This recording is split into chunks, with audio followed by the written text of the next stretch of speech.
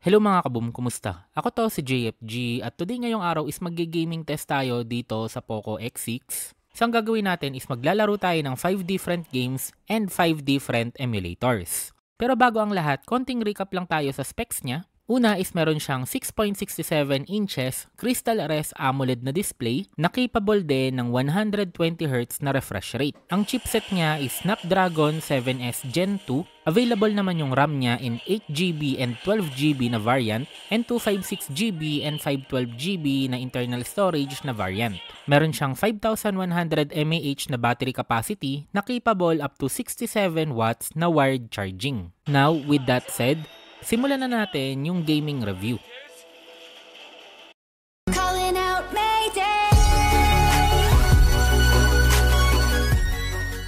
Umpisahan muna natin sa medyo magaan na game pero dahil madaming naglalaro at gusto malaman yung settings, umpisahan natin sa Mobile Legends. So meron tayong frame rate na super and yung graphics natin is kaya niya hanggang ultra. And maglalagay din tayo dito ng battery and FPS meter para makita natin kung stable ba yung FPS niya and kung umiinit ba yung device natin. Also lahat ng games and emulators na lalaroin natin is at full brightness. Kaya pag may game kayo na nakita dito na medyo tumaas yung battery temperature natin, one of the reasons is yung ating brightness. Also, habang naglalaro tayo is may suot-suot tayo na case para nasisimulate talaga natin yung actual usage. Anyway, ayan makikita nyo dito sa Mobile Legends, medyo nanggigigil tayo maglaro. Yung FPS natin, bumababa man siya ng 78 point something na FPS, pero at least umaabot din siya ng 89.7 na FPS. And ayan, even may clash, nasa 80 above pa rin yung ating range sa ating FPS meter. Actually, yung ganyang pagbaba ng FPS, normal lang yan. Hindi nyo yan mararamdaman pag kayo mismo naglalaro. Parang feeling mo sobrang smooth pa rin, parang 90 FPS pa rin. Ang talagang frame drop, parang pag from 90 FPS, bigla na lang nag-30, bigla nag-20 ng ilang seconds. Yun yung talagang frame drop na naglalag. Okay, pero dito yung pagbagsak niya ng 84, pagbaba niya ng 85, 78, yung ganon, hindi nyo na yan talaga mararamdaman sa gameplay pag kayo mismo yung naglalaro. So after the game, yung ating battery temperature umabot ng 39, pero pag ginamitan natin ng external scanner, so pinakamataas natin na na-reach is 34.6. Next game natin is Call of Duty Mobile. So meron tayong graphic quality na high and yung frame rate natin is hanggang max. So tatry natin mag-multiplayer, then after, dediretso agad tayo ng Battle Royale. So makikita nyo yung ating FPS. So far, stable siya na around 58 to 59. Talagang hindi siya bumababa. Okay, tapos yung battery temperature natin, ayan, naglalaro lang sa 30.1. Hindi rin siya tumataas and hindi rin siya bumababa. Pagdating naman sa gyroscope niya is okay naman siya. Sinabi kong okay kasi parang hindi siya the best.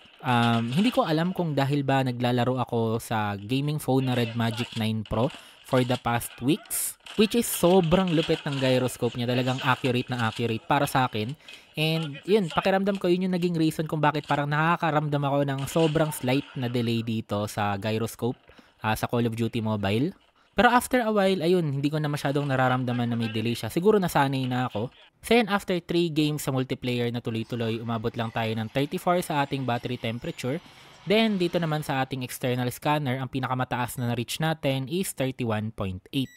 Then, ayan, after nyan, tumalon agad tayo sa Battle Royale. So, wala nang pahinga. Kaya kung mapapansin nyo, yung battery temperature natin is medyo mataas agad. Nasa 35 na agad siya. Pero take note lang guys, ito battery temperature siya. Hindi siya yung device skin na temperature or yung external temperature natin. Kasi yon mas mababa. So yan, after the game, umabot tayo ng 40 sa ating battery temperature. Then pag in-scan natin siya, ang pinakamataas natin na nakuha is 35.2. Next game naman natin is Genshin Impact. So yung ating default na settings is nasa low. So ang ginawa ko is nilagay ko lang siya sa 60 FPS. So sa open world exploration, siguro nasa around 47 to 55 yung ating FPS na nakukuha. Pagdating naman sa domain, ayan, umaabot naman tayo ng 60 FPS. Pinakamababa siguro na nakita ko is nasa around 46. Pero pag ikaw yung naglalaro, ang smooth pa rin niya tignan. Then ayan, pagdating dito sa mabigat na part ng game sa Fontaine Underwater, ayan, bumabagsak tayo ng hanggang 24 na FPS. So pwede pa naman siya maging mas smooth kung ibababa nyo pa to lowest yung ating graphics. Pero para sa video na to, hinayaan ko lang na nasa low. So ayan, after 30 minutes na tuloy-tuloy ako naglalaro, yung ating battery temperature is umabot ng 41.5. Then yung ating external scanner naman, ang pinakamataas niya na nakuha is 36.9. Next game naman natin is League of Legends Wild Rift. So good news, capable siya ng 120 FPS dito. Yun nga lang bumababa yung ating other graphic settings pero for this video ipa-priority muna natin yung FPS. Na masasabi ko lang grabe, sobrang smooth and ang sarap maglaro kasi yun nga, ang ganda ng display, naka-AMOLED yung display natin, specifically Crystal Res AMOLED, kaya naman talagang may enjoy nyo ditong maglaro ng game. Like for example dito, naka 120 FPS man ako pero dahil nga sobrang ganda ng display, pakiramdam ko naka-high or naka-super high yung ating graphics. Yun nga lang, kagaya ng lagi kong sinasabi sa inyo, hindi masasagot ng magandang cellphone yung mga banong kakampi. So yun, makikita nyo yung battery natin umabot ng 38.6 and ang pinakamataas natin na nakuha sa ating external is 34.9. Pagdating naman sa Firelight, pwede natin siya ilagay ng extreme graphics, frame rate na extreme, then yung resolution hanggang high, tapos pwede nyo pa i-turn on yung anti-aliasing and yung dynamic shadows. Yun nga lang, expect nyo na unstable yung magiging FPS natin kasi nga nakatodo lahat. So hindi siya ganun ka-smooth, hindi siya super smooth. Kumbaga sa extreme na frame rate settings natin, dapat ang aabutin niya is around 90 or 120 FPS ata. Pero ayan, makikita nyo, hindi man lang tayo umaangat ng 60 FPS. Pero again, pwede nyo naman baguhin or ibaba yung graphic quality nyo para maging mas smooth yung inyong gameplay. So nag 2 games ako dito sa Firelight kasi na-eliminate agad ako dun sa first game. Pero dito sa second game, yan, nanalo kami. Meaning umabot ng 40 to 50 minutes ako naglaro dito sa Firelight. And final temperature natin 43.2 sa ating battery. Then 38.1 naman dito sa external. Now, punta na tayo sa emulation. So meron ako ditong Vita 3K, DuckStation, PPSSPP, EggNS, Aether SX2, and Yuzu. So ginawa ko na lang isahan yung EggNS saka yung Yuzu kasi parehas lang naman yung Switch emulator. Yun nga lang kasi may mga games na smooth sa EggNS and may mga games na smooth lang sa Yuzu. Unahin natin yung DuckStation or PS1 emulator, pakiramdam ko ito yung pinakamagaan. Lahat pala ng nilaro ko dito is naka-default settings lang, wala akong binago, wala akong in-adjust na drivers, lahat naka-default lang talaga. And ayan, so far optimized naman yung ating PS1 emulator dito sa Poco X6, consistent yung ating FPS and smooth yung naging gameplay natin. Next naman natin is PSP emulator. By the way, tuloy-tuloy pala ako na naglalaro from one emulator to another, tuloy-tuloy lang ako nag-open. So both Tekken and God of War, parehas naman siyang smooth, wala akong naging problema dito and sigurado may enjoy nyo dito na maglaro. Next naman natin is PS2 emulator and makikita nyo yung FPS natin is umaabot naman ng 50 pero pag kayo mismo yung naglalaro, mafe-feel nyo na may pagka-slow mo siya ng konti. So ibig sabihin may mga kailangan pa tayong i-adjust na settings dito sa Aether SX2. Although playable naman siya pero pwede pa siyang maging mas smooth pag in-adjust nyo yung settings.